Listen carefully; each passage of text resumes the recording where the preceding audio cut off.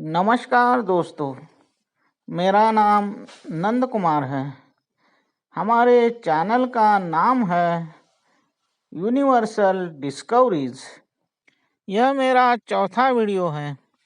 इसके पहले वाले 3 वीडियोज़ में हमने देखा आइंस्टाइन का E=mc², ये इक्वेशन कैसे अनेक अंगों से गलत साबित होता है। दोस्तों, इस वीडियो में हमने ग्रेविटी की जो एक नए रूप में खोज की है उसी के बारे में जानेंगे। हमने ग्रेविटी के अनेक पहलुओं की नए सिरे से खोज की है, जिससे ग्रेविटी को देखने का दुनिया का नज़रिया ही बदल जाएगा। इस ग्रेविटी की डिस्कवरी को आपके सामने रखने के लिए हमें इस वीडियो के अनेक पार्ट निकालने पड़ेंगे। दोस्तों, हम अपनी रिसर्च के बारे में बताएं इससे पहले हमें ये जानना होगा कि आज का विज्ञान ग्रेविटी को कैसे देखता है। विज्ञान ग्रेविटी को एक चुंबकीय बल जैसा ही मानता है। चुंबक चीज़ों को आकर्षित करता है, अपनी ओर खींच लेता है, इसलिए हम ग्रेविटी को गुरुत्वाकर्षण कहते हैं। विश्व में सभी ग्रह तारों में उनके अपने अपने वस्तुमान के हिसाब से गुरुत्वाकर्षण की एक वैल्यू तय होती है। उसके अनुसार उनका अपना अपना ग्रेविटेशनल फोर्स होता है। हम गुरुत्वाकर्षण को समझने के लिए अपनी पृथ्वी का ही उदाहरण सामने रखेंगे। विज्ञान के अनुसार हमारी पूरी पृथ्वी पर मामूली फर्क को नज़रअंदाज करें तो गुरुत्वीय बल सभी जगह समान रूप से कार्य करता है। उसी बल ने यानी ग्रेविटी ने हमारी धरती पर जितनी भी तरह की चीज़ें हैं, जैसे हवा, पानी, पहाड़, पत्थर, मिट्टी, पेड़ पौधे, इंसान, पशु पक्षी, इन सभी को एक निश्चित रूप के दबाव के अंदर हमेशा के लिए जकड़ के रखा है। वही दबाव कहे या खिंचाव कहे, वह हमारे पूरे वातावरण पे हमेशा बना रहता है। उसी दबाव के कारण हवा ज़्यादा दबाव से कम दबाव की ओर बहती है। पानी हमेशा ढलान की ओर बहता है, हमेशा समतल रहने की कोशिश करता है। इसी खिंचाव के कारण सभी प्रकार के वस्तुमान को वजन प्राप्त होता है और ग्रेविटी के चलते जितने भी काम होते हैं वह बस इसी एक फोर्स के कारण अपने आप होते हैं, ऐसा मान लिया गया है। यानी कि विज्ञान ने ग्रेविटी को सिर्फ एक गधा समझा है, जो सिर्फ एक ही काम करता है, खींचने का या ढोने का।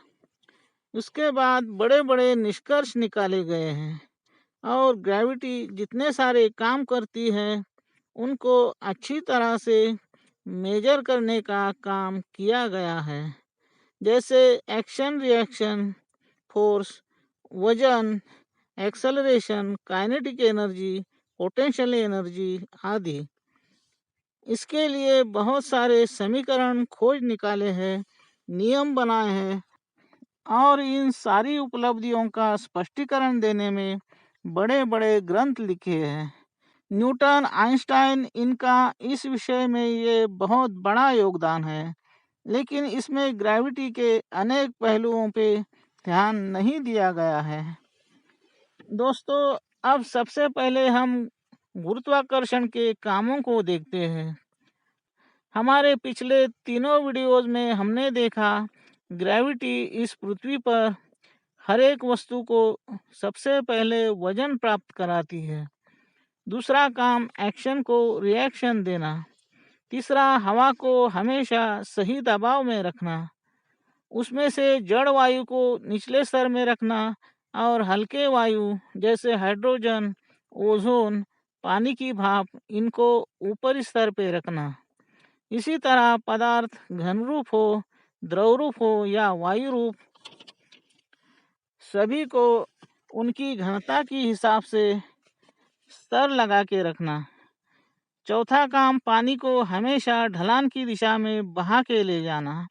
ज़्यादा ढलान हो तो ज़्यादा गति देना, कहीं पे बहुत ही ऊपर से गिरना हो तो धबधबा बना देना और हमेशा समतल रखने की कोशिश करना। पांचवा, सभी घन पदार्थों को हमेशा बैलेंस में रखना। और छठा, सबसे बड़ा काम, पदार्थ घन रूप हो, द्रव रूप हो या वायु रूप, सभी को उनकी गतिमान अवस्था में उनके गति के अनुसार कम ज़्यादा गतिज ऊर्जा देना।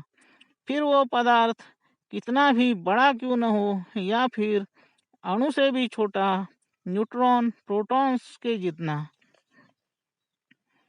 इसके अलावा ऐसी बहुत सारी छोटी बड़ी क्रियाएं हैं जो ग्रेविटी के कारण ही संभव है। जैसे सूरज से इतनी भारी मात्रा में आने वाली सौर ऊर्जा उष्णता ऊर्जा को हवा पानी के माध्यम से कम तापमान से ज़्यादा तापमान की दिशा में बहा के ले जाना। दोस्तों, इतने सारे काम ग्रेविटी हमेशा करती रहती है, जिसके लिए उसे प्रचंड मात्रा में एनर्जी की ज़रूरत पड़ती है। ये हमने समझ लिया। लेकिन क्या ग्रेविटी को किसी तय मात्रा में ही काम करना पड़ता है, जिसके लिए उसे एक निर्धारित मात्रा में ही एनर्जी की ज़रूरत पड़ती है? नहीं, ग्रेविटी को कोई भी काम कभी भी करना पड़ सकता है।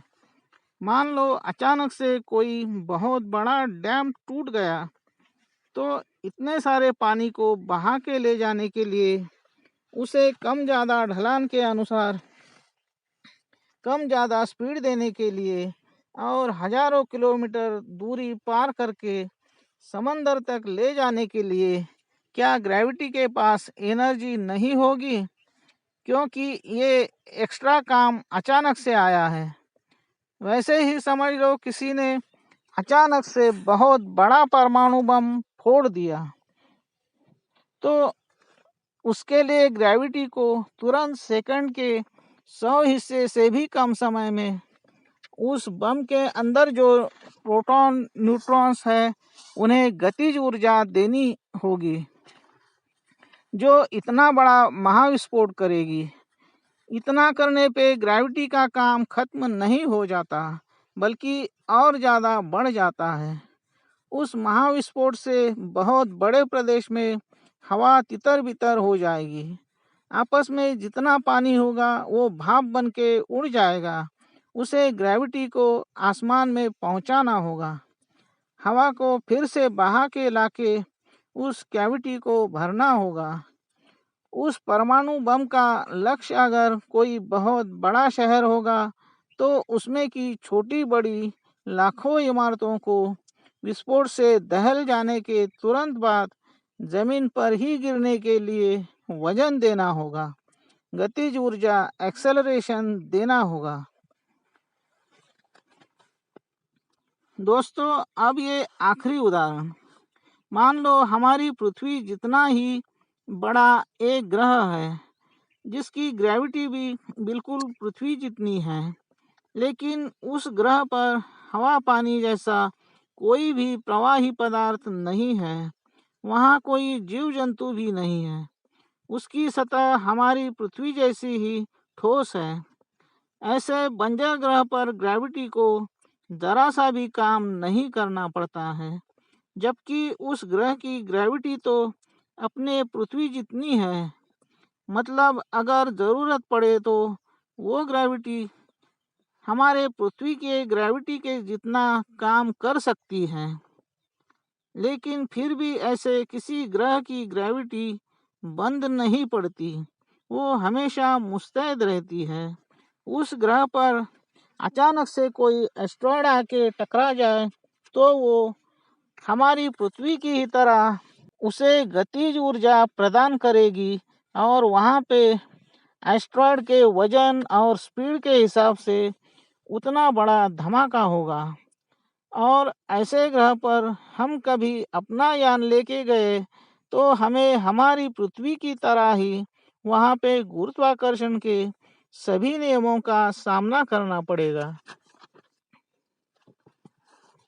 इस सारे विश्लेषण और उदाहरणों से हमें ये समझना है कि ग्रेविटी को कितना भी काम क्यों न करना पड़े, लेकिन वो किसी भी काम के लिए पहले से ऊर्जा बना के नहीं रखती है। फिर भी उसे अचानक से कितना भी बड़ा काम करना पड़े तो भी उसे ऊर्जा की कोई प्रॉब्लम नहीं होती है। उसी तरह किसी भी अन्य ग्रह पे वहाँ की परिस्थिति के अनुसार अगर कुछ भी काम करना नहीं पड़ता हो तो भी उस ग्रह पर ग्रेविटी की वजह से किसी भी प्रकार की एनर्जी नहीं बढ़ती। तो दोस्तों, इस वीडियो में हमें ग्रेविटी के किन विशेष पहलुओं के बारे में जानने को मिला। एक, ग्रेविटी को कितना भी ज़्यादा काम क्यों न करना पड़े, ग्रेविटी कभी भी कम नहीं होती जाती है। दूसरा, ग्रेविटी को अगर कुछ भी काम नहीं करना पड़े तो भी वो बढ़ नहीं जाती है। तीसरा, ग्रेविटी किसी भी छोटे या बड़े काम के लिए पहले से एनर्जी बना के नहीं रखती है। वो किसी भी छोटे या बड़े काम के लिए उसी क्षण एनर्जी का निर्माण करके काम करती है। चौथा, ग्रेविटी हर एक काम के लिए नए स्वरूप में एनर्जी का निर्माण करती है। इस वीडियो में बस इतना ही। दोस्तों, मेरा ये वीडियो आपको कैसा लगा एक कमेंट बॉक्स में ज़रूर लिखना। इस वीडियो को लाइक करना और ज़्यादा से ज़्यादा लोगों तक पहुंचाना। फिर मिलेंगे अगले वीडियो में इसका पार्ट 2 लेकर। धन्यवाद। ओम नमः शिवाय। जय विज्ञान।